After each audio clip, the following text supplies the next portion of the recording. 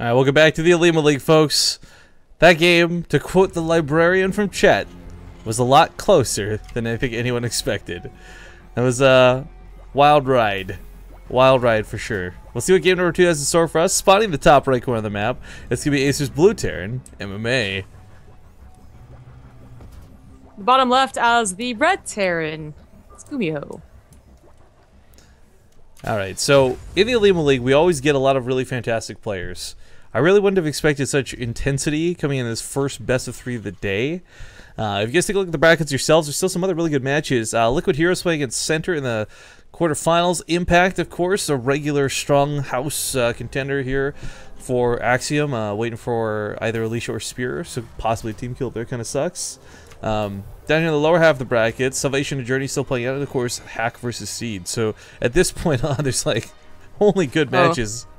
As you say it, Seed advances. Oh, okay. Cool.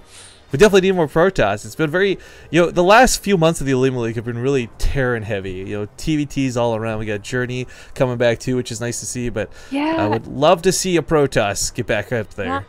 Not just OlimoLeague though. All these qualifiers. There is a lot of Terran qualifying in WCS. Well, Somgrup, don't you know Terran is overpowered? Well, don't you know that Terran is the most skilled, so it's their rightful place to be on top. No bias.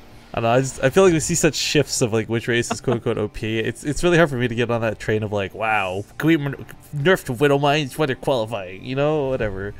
Zerg, of course, for our tournament not too long ago was 100% Zerg through qualifiers, and it's the same players who came out to play. So you have a couple.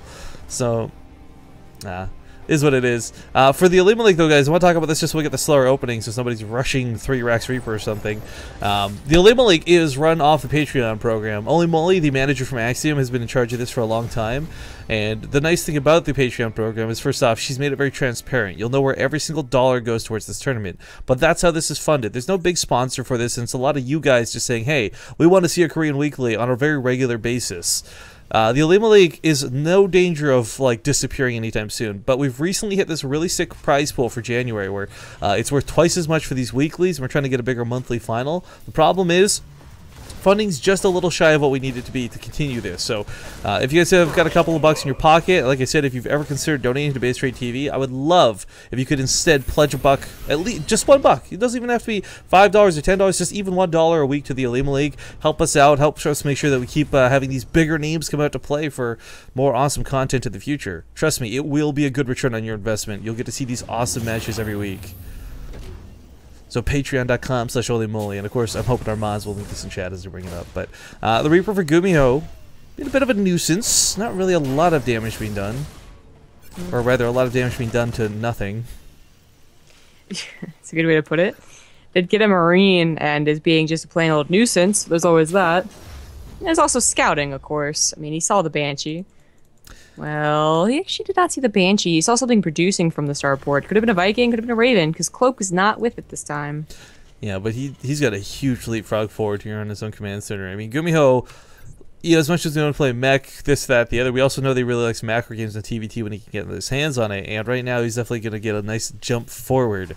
MMA is going to come with his Banshee, and I guess the other potential is this is just another spot for SCVs to be killed, another barrel to shoot the fish in or whatever, but Gumiho, a Viking, delayed, a Widow Miner 2, I mean, he really, I don't think they should do that much damage. Not as much as last game, at least. He's kind of going, like, middle of the road, right, where he doesn't invest too much in the Banshees, so maybe he gets his like command center down a little bit quicker. But then, Gumiho's is already so far ahead that the fact that this Banshee has no cloak is going to make it so much harder. Oh, dear. Oh, and... Oh, no, I don't even know. Why should you even...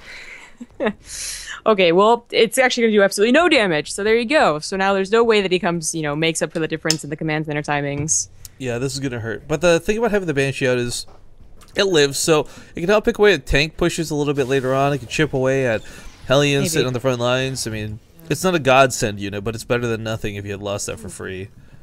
I wonder what's going to come out of the starport with the reactor. Medivacs or Vikings? Medivacs or Vikings? I would kind of, with the way last game went, I want to say Vikings. Like, just get that air control, right? Yeah, well, you need it so well. That is a good point. Unfortunately, he doesn't have enough gas to really say right now. If he's gonna go for medevacs, of course, we talk about like a 2-tank medevac drop. Ooh. But it's still waiting on it. That's a hard scan for MMA. Scans your opponent's natural. You see he's got a command center not fully saturated, but operational on lines. You got the refineries on the way. I mean, ooh, it's a little bit behind. Double medevac drop it is then. This could be very powerful. Gumiho does not have sight on his top left of the base. Oh, very true. A nice little spot. He's also just pushing with it at the moment, and I guess one of the other catches for Gumiho is his tank production is going to be off because of this. Well, he only has 1 tank anyway, so it wouldn't have been that double tank drop.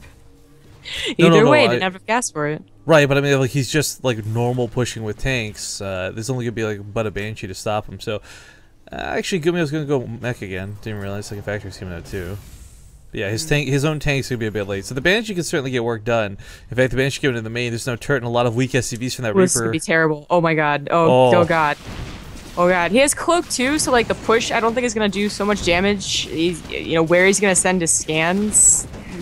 God. Yep. Oh, MMA. Oh. Give me a second, guys. I'm just a little bit sad over here.